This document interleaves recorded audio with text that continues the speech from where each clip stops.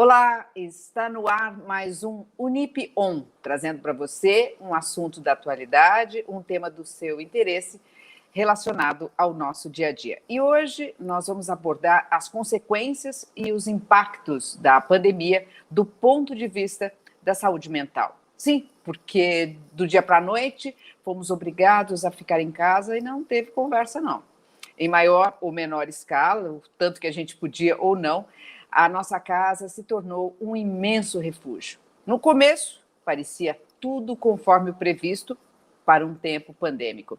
Mas depois de um ano trancados em casa, e agora muito mais com a segunda onda da Covid-19, tudo parece muito estranho e lotado de questionamentos. E por vezes, para a gente não dizer até um certo medo, a gente tem medo desse tempo que a gente está vivendo. E nesse contexto, nós nos perguntamos, até que ponto este confinamento, ou ainda as sequelas desse vírus, podem afetar a nossa mente?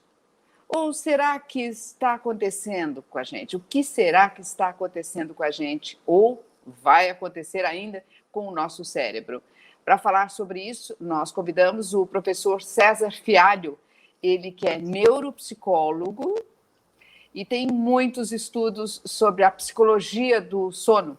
Ele que também é mestre nos cursos de pós-graduação da Unip e vai ajudar a gente a entender esse nosso tempo do ponto de vista da saúde mental. Professor César, seja muito bem-vindo. Obrigado por partilhar aqui o seu tempo e os seus conhecimentos. Eu que agradeço imensamente o convite, Malu, me sinto honrado de estar aqui na Unip para poder compartilhar com as pessoas aquilo que nós temos de informações hoje acerca da influência do vírus e da pandemia, de maneira especial no nosso funcionamento neuropsiquiátrico. Bom, eu queria entender o seguinte, talvez seja uma resposta até longa, mas eu queria entender, assim, quais são as consequências que a gente tem do coronavírus no curto, no médio e no longo prazo? O que é que se tem até agora, né? Porque isso pode se modificar a qualquer momento, a qualquer tempo, né? E aí eu queria entender se a gente consegue já estabelecer parâmetros acerca desse prazo, curto, médio e longo prazo. Nós temos sim, temos uma ideia. E quando nós falamos de tudo aquilo que está acontecendo, destacamos que essa pandemia coronavírus, ela é muito diferente de outras pandemias que nós já tivemos, por alguns motivos. O primeiro deles, talvez, seria que em outras pandemias virais, incluindo a da gripe, a curva que acomete as pessoas é uma curva em U. Então, nós tínhamos muitas mortes de jovens, de crianças e de idosos. E grande parte de jovens adultos, não. Esta pandemia inverteu esse funcionamento. Consequentemente, muitos profissionais da área da saúde, inclusive os cientistas, não estavam preparados para isso.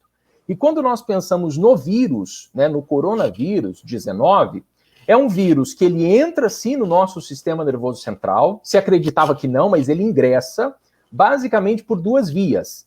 Primeira via é quando o vírus ele ingressa no nosso corpo por aquilo que nós chamamos de disseminação hematogênica. Essa disseminação é quando o vírus ele se espalha por todo o corpo através da corrente sanguínea e, consequentemente, ele entra no cérebro. O nosso cérebro tem uma barreira, chamada barreira hematoencefálica. E nós sabemos que o Covid-19 ele consegue ultrapassar essa barreira pelo tamanho dele. E nós temos uma outra possibilidade também, que é aquela que nós chamamos de disseminação viral retrógrada. O que é isso? Ela acontece quando um vírus ele infecta o próprio neurônio, nosso cérebro, de maneira especial nas periferias. E aí ele usa toda a maquinaria de transporte dentro dessas células para poder alcançar ali o nosso sistema nervoso. E aí sim, nós temos efeitos a curto prazo, a médio prazo e a longo prazo. Rapidamente, quais são esses efeitos? Primeiro, a curto prazo, nós temos consequências neurológicas extremamente importantes e, inclusive, nós temos um encurtamento dos nossos telômeros. Fialho, o que é encurtamento dos telômeros? Os nossos telômeros, eles ditam aí o quanto nós vamos viver. Pessoas com telômeros longos, compridos, elas tendem a viver mais. Pessoas com telômeros mais curtos tendem a viver menos. E aí o vírus ele tem a capacidade de modificar o nosso telômero.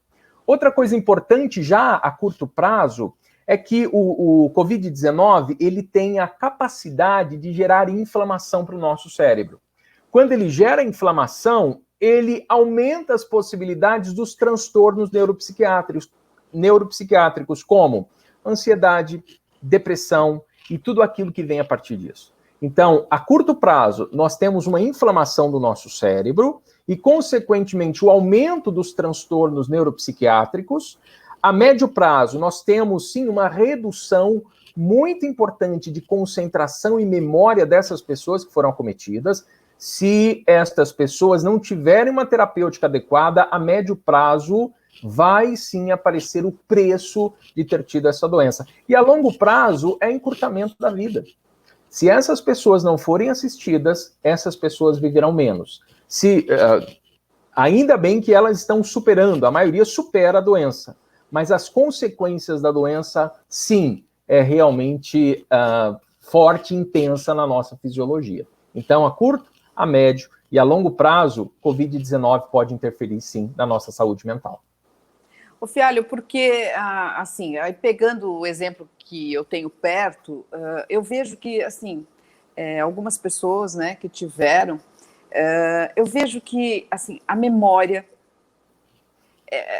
elas não lembram, eu acho que a cognição, e, assim, parece que algo estranho está acontecendo com elas, assim, né, estão bem, né, salvo algum problema de respiração, ficam cansadas facilmente, mas tudo bem, isso até parece mais tranquilo. Agora, assim, do ponto de vista mental, me preocupa, assim, de olhar essas questões, né? Parece que tem ali alguma coisa que não está certa.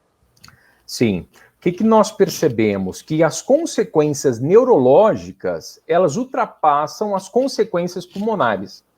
Então, aquilo que nós temos realmente de consequências por conta da instalação desse vírus, nós temos, por exemplo, a encefalopatia, acidente vascular cerebral, já foi detectado em muitas pessoas, outras manifestações neurológicas, como, por exemplo, diversos tipos de infecções, de encefalites, e tudo isso vai, sim, gerar algumas complicações, como, por exemplo, desorientação. Muitos pacientes estão apresentando essa desorientação, perda de memória, e os quadros neurológicos, em muitas pessoas, eles são muito críticos. É claro que depende muito da dose viral que essas pessoas têm, mas nós percebemos sim que impacta. E mais, algumas pessoas, elas não percebem a falta de oxigênio que está acontecendo ali na sua fisiologia, mas está acontecendo falta de oxigenação. E esta falta de oxigenação pode, sim, gerar uma certa confusão mental nessas pessoas. E por isso que é extremamente importante, se a pessoa tem os sintomas e ela não está sentindo nada, então ela não está sentindo falta de ar, nada disso, é muito importante que ela saiba se ela tem coronavírus ou não, justamente para que ela consiga ser assistida justamente nisso, porque senão ela vai ter aquilo que nós chamamos de essa sensação de formigamento nos membros, de maneira especial nas pontas dos dedos e dos pés, a própria anosmia. O que é anosmia? É a falta de olfato, e ainda algumas pessoas até mesmo pode chegar a ter um AVC, ou mesmo um AVE, um acidente vascular cerebral, ou um acidente, um acidente endoesofálico.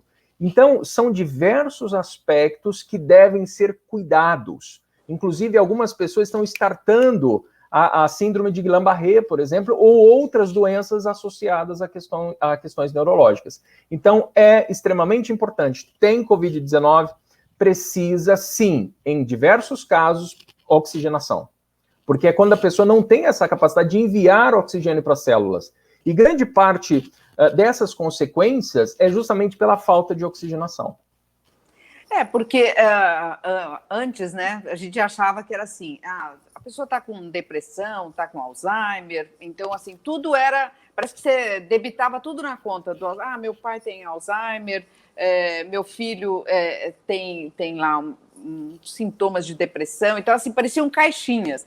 E Sim. parece que com a chegada da Covid-19, parece que essas caixinhas tiveram sustentáculos, né? Ou tentáculos, melhor dizendo, né? E aí começam a aparecer situações que a gente está até difícil de perceber na realidade, né, Fialho? Sim. É muito importante entendermos que esse mundo novo, ele é um mundo adoecedor. Nós temos aí diversos benefícios desse mundo novo, como este, por exemplo. Estarmos conversando aqui, atingindo centenas de pessoas, até mais que isso é ótimo. Mas esse mundo VICA, um mundo volátil, incerto, complexo e ambíguo, advindo dessa tecnologia, até mesmo excesso de tecnologia algumas vezes, sendo mal usadas, agrediu diretamente a saúde mental das pessoas. Se esperava que isso que está acontecendo este ano acontecesse daqui, sei lá, uns 4, 5 anos à frente, mas já está acontecendo agora. Se nós não estávamos preparados para lidar com isso antes da pandemia, agora muito menos. Então, sim, esse mundo novo, de maneira especial, onde tem uma tecnologia extremamente exacerbada, onde as crianças não estão sendo bem gerenciadas no uso dessa tecnologia, crianças usando, por exemplo, celular, notebook até altas horas, tudo isso pode impactar em transtornos neuropsiquiátricos. Hoje nós sabemos que um gatilho, por exemplo, para depressão pode ser a falta de sono. Imagine que uma pessoa tem pai e mãe que teve depressão. Ela tem 2 vezes mais chance de ter depressão. Se ela teve pai, mãe, avô e avó, ela tem 3 vezes mais chances de ter depressão. E por conta de alguns gatilhos, que são gatilhos que as pessoas nem sabem, esses gatilhos podem startar um transtorno de depressão. Então, antes já estava assim. Com a pandemia, isso aumentou muito, porque a rotina das pessoas foram modificadas. Muitas pessoas trabalhando em casa. As casas, atualmente, são casas muito pequenas, onde as pessoas vão para casa só dormir. Então, o mesmo lugar teve de trabalhar, sei lá, 1, 2, 3 pessoas, as crianças estudando.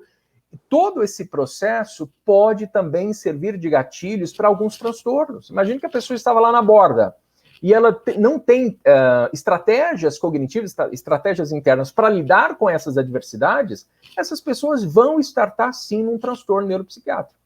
E aqui no Brasil, por exemplo, o Brasil ele é o campeão da América Latina de casos de ansiedade. E ele é o 3º no mundo em casos de depressão. Então, é algo extremamente importante. E grande parte disso tem a ver com a nossa cultura e algo extremamente amplo, viu? Desde a questão da alimentação. Nós sabemos que algumas crianças terão maior probabilidade para desenvolver transtorno neuropsiquiátrico, inclusive por conta da alimentação que não tem tudo aquilo que deveria ter. Então, são crianças que já desde a primeira infância já estão perdendo, digamos assim, a luta, porque lá na frente pode startar um acontecimento como esse, ela vai ter uma facilidade maior para desenvolver depressão. Então, realmente são diversos fatores que estão conectados aos transtornos neuropsiquiátricos. Ô Fialho, eu queria pegar um ponto, né? Porque nós somos uma instituição de ensino, né? E aí nós estamos olhando para o cérebro de todos os alunos, né? Então, assim, eu queria pensar o seguinte, porque assim, quem teve Covid dá para entender, e aí eu acho que até o cuidado é maior. Agora, quando você pega, por exemplo, quem não teve, mas ficou em casa, né? E aí eu vou te fazer lembrar o primeiro ano de faculdade sua, os ratinhos, né? Quando eles ficam presos ali, né? O que acontece com eles? Eles começam a desenvolver a agressão, né? Então, assim, eu fico pensando, e queria que você colocasse essa questão, assim, desde a criança, né? Até o aluno que vai prestar o vestibular. O que está acontecendo, Fialho, com a mente, o cérebro desses nossos alunos? Por onde que a gente pode olhar nesse momento e quais os cuidados que a gente tem que ter? Porque é um cenário que chama muito atenção, né? Porque não dá para negar, estamos todos em casa, estamos todos do mesmo jeito. E temos para todas as idades.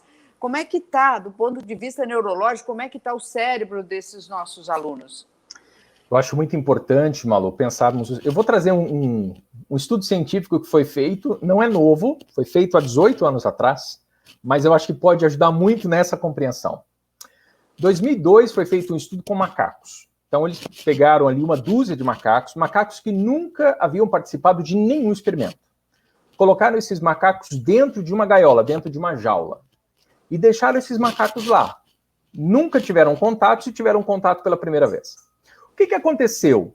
Quando você coloca um grupo de mamíferos junto, a primeira coisa que acontece é briga. Briga para quê? Para decidir quem manda. Questão hierárquica. E aí, o que eles perceberam? 2 desses macacos, eles se destacaram nessa hierarquia. O que eles fizeram? Eles fizeram alguns exames de imagem no cérebro desses 2 macacos. E, de maneira especial, eles estavam preocupados com uma química, um neurohormônio chamado dopamina. O que é dopamina? Dopamina é o neurohormônio do prazer, da recompensa. Sim. Então, toda vez que você pensa no... Não sei, Malu, se você gosta de chocolate. Amo! Gosta? Pensou no chocolate, o simples fato de pensar no chocolate, existe uma área do seu cérebro chamada núcleo accumbens que ela deu umas gotinhas de dopamina para você. Para quê? Para que você se sinta motivada em arrumar um chocolate. Então, você já tem esse presentinho químico para você ir em busca. Quando você vai até lá e morde o chocolate, come o chocolate, você é inundada de dopamina. Para quê? Para reforçar esse comportamento. Então, basicamente, a dopamina serve para isso. Acontece tudo. Você quer fazer uma coisa, fez uma coisa que queria fazer muito? Dopamina. Beijou uma pessoa que queria beijar muito? Dopamina. Comeu chocolate? Dopamina. Quis muito viajar para um lugar e chegou o dia? Dopamina. E aí, o que aconteceu então? O cérebro desses 2 macacos estava com a dopamina equilibrada, tanto um quanto o outro. O que o Dr. Morgan ele fez depois de 2 semanas? Ele refez estes exames. Colocou lá um contraste para que acendesse apenas os captadores de dopamina. O que aconteceu? Um dos 2 macacos se destacou e se tornou o chefe hierárquico. O que significa? Que ele passou a ter gerenciamento das áreas da vida. Por mais que ele estivesse enclausurado, ele tinha um controle das áreas da vida dele. Então, quando entrava comida, ele que comia primeiro. Quando entrava uma fruta, ele que comia primeiro.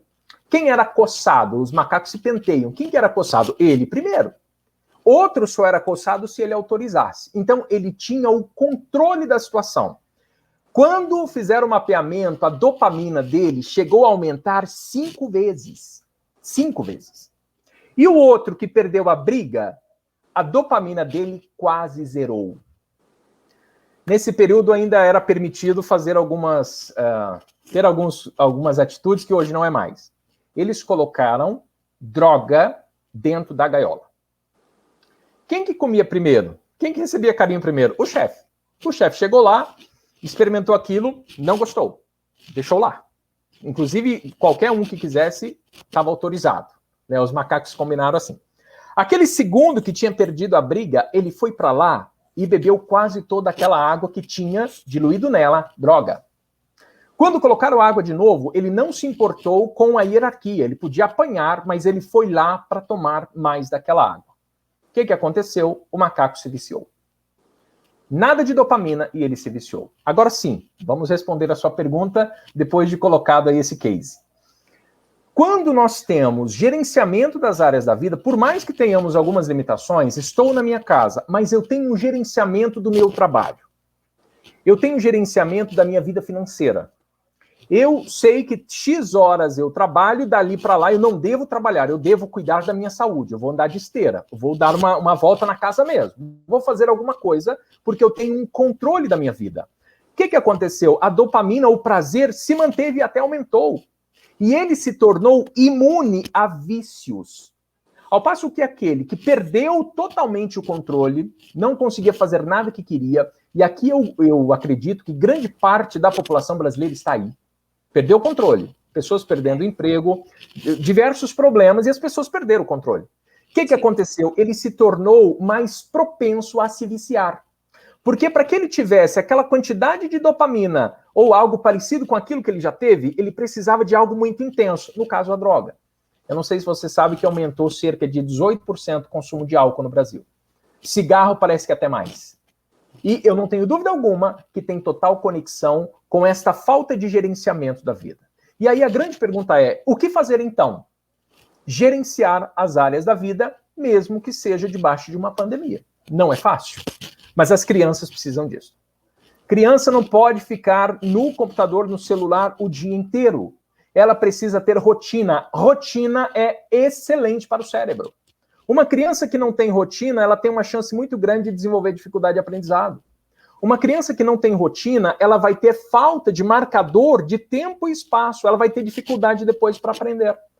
Então, rotina pode ajudar no enfrentamento contra o coronavírus? Pode. Rotina e gerenciamento das áreas da vida para que possamos superar essas adversidades neurológicas e que continuemos nos preparando para um futuro que esperamos que chegue rapidamente, que superemos essa pandemia rapidamente. Agora, pegando um outro ponto aí das pessoas mais idosas, né? Por exemplo, quem já tinha, sei lá, o mal de Alzheimer, com a pandemia ou com esse momento trancado em casa, né? O que pode acontecer com o cérebro dele? Bom, vamos lá. Os idosos aqui no Brasil, nós percebemos que muitos idosos, isso aqui chega na faixa até de quase 40% deles, apresentam algum tipo de transtorno do sono. E por quê? Para que possamos dormir adequadamente, o cérebro, para produzir o sono, ele precisa basicamente de duas coisas. Ele precisa de ter adenosina e melatonina. O que é adenosina? Atividade. Toda atividade que você faz, todo movimento corporal gera adenosina. A adenosina é um metabólito que ela nos ajuda a dar aquela sensação de cansaço. Segundo, melatonina. Conforme a idade passa, a produção de melatonina cai. Então, o idoso, ou o setênio, melhor falando, né? Porque senão eles vão achar ruim com a gente. Os setênios, eles possuem um tempo livre um pouco maior, porque vários são aposentados, e até mesmo pela falta de atividade não vai ter uma quantidade adequada de adenosina, e segundo, aumento de cochilos durante o dia. Diversos cochilos. Quando chega a noite, cadê o sono? Foi embora. E acontece um fenômeno na noite, e agora sim, eu acho que vai fazer sentido essa minha resposta, de acordo com sua pergunta, é que o fenômeno que acontece à noite nós denominamos como uma lavagem no cérebro de forma positiva. É o sistema linfático. Sistema linfático todo mundo sabe o que é. Agora, no cérebro, à noite, quando dormimos, ocorre um fenômeno chamado sistema linfático. O que é isso? É um pouco do líquor do nosso cérebro que ele vai literalmente lavando, varrendo excesso de toxinas, dentre elas uma chamada beta-amiloide. A beta-amiloide, só para você ter uma noção o quanto ela é maléfica em quantidade, a beta-amiloide é a plaquinha que está lá, que o médico pede para medir para saber como é que está o Alzheimer da pessoa. Uma pessoa que não tem esse excesso de beta-amiloide não tem Alzheimer. Inclusive, hoje, a Associação Brasileira do Sono, a Associação Americana do Sono, conversa muito para entender como é que é essa relação. É Alzheimer, insônia ou insônia e Alzheimer? Hoje nós ainda não sabemos. Então, se a pessoa não tem rotina, ela não dorme. Se ela não dorme, ela está piorando o Alzheimer, caso tenha. E se ela não tem o Alzheimer, ela pode ter outros problemas neurológicos devido ao acúmulo dessas toxinas. Que uma delas é a beta-amiloide e a segunda é a proteína tal. A beta-amiloide, só para ficar claro, ela é uma espécie de teia de aranha. Ela está lá no cérebro. Se um vírus, uma bactéria, coronavírus, conseguiu invadir a barreira hematocefálica, essa beta-amiloide, ela vai literalmente, vai segurar e vai macrofagar. Isso é, vai devorar aquele vírus. Por isso, é uma defesa. Mas imagine que você não está dormindo, está acumulando. Todo dia é produzido. Se à noite não vem a limpeza, está acumulando lixo. Chega um dia que ela passa a ser tóxica, porque não está entrando vírus. Ela começa a matar o quê? Neurônios. Então, muitas pessoas estão sim apresentando estão acelerando o processo de Alzheimer devido noites de sono sem sono de qualidade. E outra, não adianta o remedinho. O remedinho, ele vai fazer você dormir? Vai. Ele vai te apagar. Ele vai fazer com que a fase 3 do sono aumente. Você vai ter mais tempo de sono profundo. Mas o sono profundo não é um sono de qualidade, só ele, sozinho. Para ser um sono de qualidade, tem que passar pela fase 1, pela fase 2, pela fase 3 e pelo sono REM, que é o Rapid Eye Movement, né? O sono dos rápidos movimentos dos olhos. Um sono, para ser restaurador, importa menos a quantidade e mais a qualidade. Um sono de quem usa uma medicação todo dia, ela não vai ter um sono de qualidade. Então, por isso que medicação para sono é pontual. Segundo a Associação Brasileira do Sono, Associação Brasileira de Psiquiatria e de Neurologia, uma medicação para contribuir no sono, o ideal é que não ultrapasse de 3 a 6 meses. Se for um benzodiazepínico, no máximo 3 meses. E o que acontece? Hoje as pessoas querem melhorar o sono com uma pílula mágica, e não é assim. Para melhorar o sono, de fato, tem de corrigir comportamentos e pensamentos. Imagine uma torneira de pia vazando água. E tá lá, molhando a pia toda. Você tá com o rodinho é o remédio. Você vai raspando, vai rapando. Resolve um pouquinho, mas se não fechar a torneira, não vai resolver. O Fialho, eu sei que assim nessa época, né, nesse tempo pandêmico, estamos todos procurando uma saída, algo para a gente se agarrar, o que pensar, o que fazer, né? Acho que todos, de um modo geral, né? E não só no Brasil, como no mundo. E aí eu penso o seguinte, né? Queria que você deixasse um recado para as pessoas, já que você está nessa área, conhece o funcionamento do cérebro, né? O que é que a gente pode recomendar para as pessoas, tanto quem tem um setênio ou quem tem crianças, né? Por onde que a gente olha, o que a gente faz, qual é o caminho, né? Não quero solução mágica, mas queria que você me ajudasse ou nos ajudasse a entender o cérebro nesse momento tão difícil que estamos vivendo, Fialho. Olha, eu acredito firmemente que a primeira recomendação é isolamento físico, sim, isolamento afetivo, não. Muitas pessoas estão se isolando literalmente, inclusive afetivamente, e isso está ocasionando, sim, doenças. A pandemia por ela só, o simples fato de termos uma pandemia, já nos traz insegurança. O que é o estresse? O estresse é a falta de segurança, a falta de controle. Se você tem controle de um acontecimento, você não tem estresse. Se você não tem controle, tem estresse.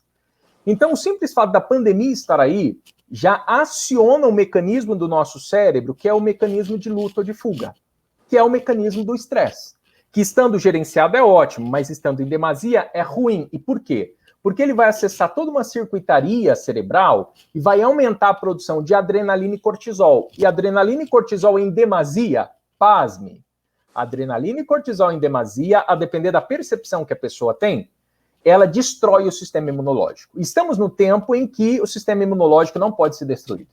Então, o vínculo afetivo, ele ajuda a tirar um pouco essa sensação de falta de controle. Então, eu tenho contato com minha mãe, eu tenho contato com os irmãos, por mais que não seja pessoalmente, mas que seja aqui por videoconferência. Hoje todo mundo tem aí os aplicativos.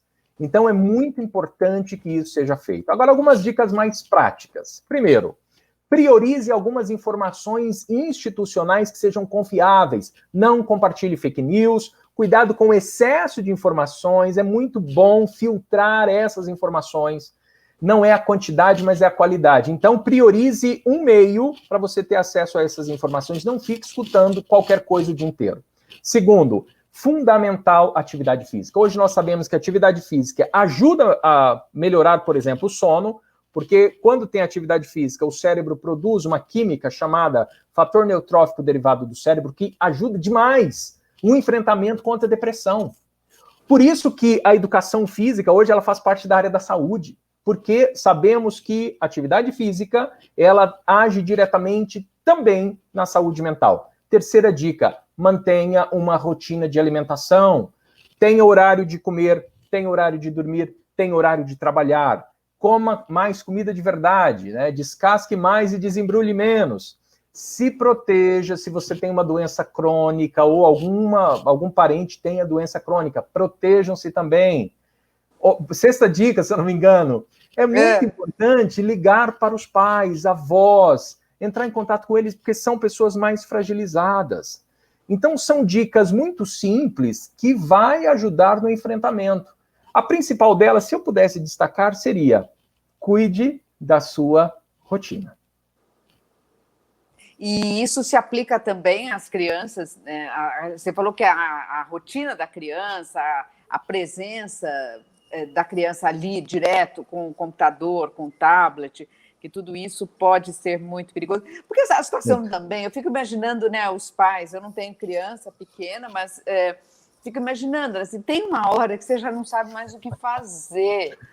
Ou não é? Eu tenho duas. Duas? Eu tenho Quantos duas. anos? Eu tenho uma de 6 e uma de 12. Pois é, não Marias. É, Fialho, chega uma hora que você não sabe mais o que fazer. Mas é extremamente importante alguns combinados. Qual dica, gente? Com criança, você tem que chamar ela para negociação. Fala, olha, vamos ter que fazer uma rotina, me ajuda aí. Quando ela faz parte do processo, aumenta o comprometimento por parte dela, porque ela sabe que ela também escolheu aquilo. O que acontece com o uso exagerado de telas à noite, de maneira especial? A tela do computador, a tela do celular, tem uma luz que é a luz azul. Por isso que você consegue enxergar o celular até no sol. Tem celular, se você aumentar, você enxerga até no sol. Olha a potência desta luminosidade. E aí, quando a criança, perto da hora de dormir, está com o celular na mão, emite luz azul, essa luz azul é captada pela retina, atrás dos nossos olhos tem uma área do nosso cérebro que é do tamanho de um grão de arroz. Tem 20 mil neurônios só, pequenininha, que é a chamada de relógio biológico. É o nosso reloginho, é do tamanho de um grão de arroz. É o núcleo supraquiasmático, o nome oficial dela. Ele vai mandar uma informação para uma glândula que tem dentro do nosso cérebro, aqui na direção do terceiro olho, no meio do nosso cérebro, que é a glândula pineal. A glândula pineal, ela produz melatonina. Então, se tem uso de tela, é captado pela retina essa luminosidade, e essa informação vai chegar no núcleo accumbens, no núcleo supraquiasmático, que é o reloginho vai falar assim para a glândula pineal: ainda não produz a melatonina, porque está dia. Está claro.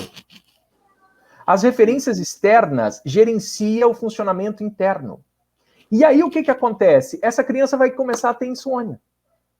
E por que teve insônia? Por conta do uso das telas próximo à hora de dormir. Isso acontece com criança, com adulto, com idoso, todo mundo. Então, dica de ouro: está chegando o entardecer, 1 hora antes de dormir, é extremamente importante você diminuir todas as lâmpadas da casa.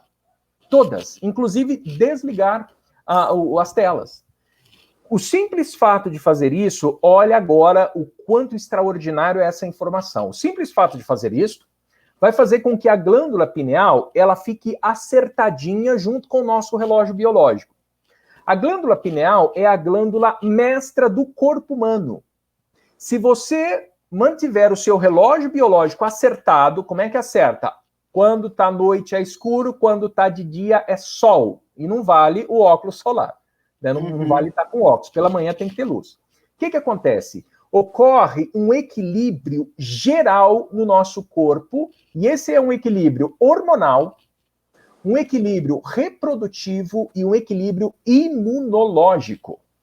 Eu estou dizendo que quem usa celular à noite perto da hora de dormir vai ter a sua imunidade rebaixada pelo uso da luz. A Organização Mundial da Saúde diz que luz elétrica após as 23 horas é cancerígeno. Isso é muito sério. À noite é escuro. De dia é claro. E isso também serve para as crianças. O combinado não sai caro. Chama as crianças, negocia com elas, deixa elas usar o celular, não tem problema. Agora, 1 hora antes de dormir, pare. Pare com o celular, pare com jogos, pare com tudo isso, porque você está investindo na saúde da criança agora, amanhã e no futuro.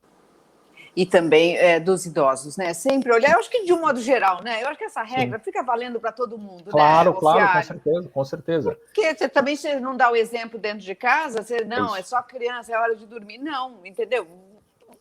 Tenta essa rotina, geral, pelo menos, geral. Né? Sim. Porque senão vai ficando, e quando a gente vê, a coisa está num nível tão grave, né? Porque, eu não sei, eu vejo que tá difícil, tá difícil.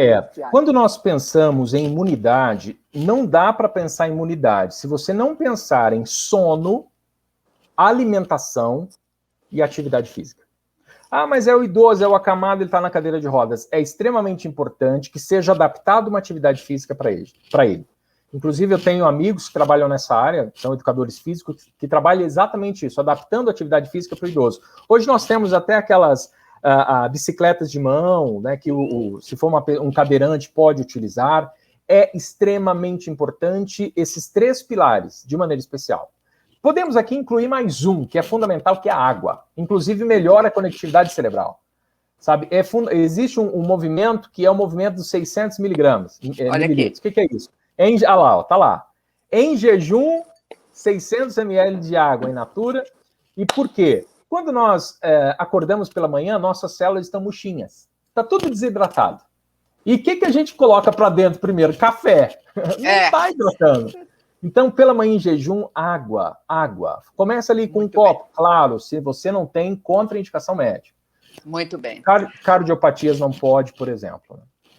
Ô, César, eu adoraria continuar, mas eu tenho que encerrar, nosso tempo está estourado. César, foi uma delícia a nossa conversa, eu vou chamar para outra live, porque fiquei com muita estamos dúvida, aí, eu quero falar. Aí. Obrigada, César, até a próxima. Imagina, eu que agradeço, até a próxima.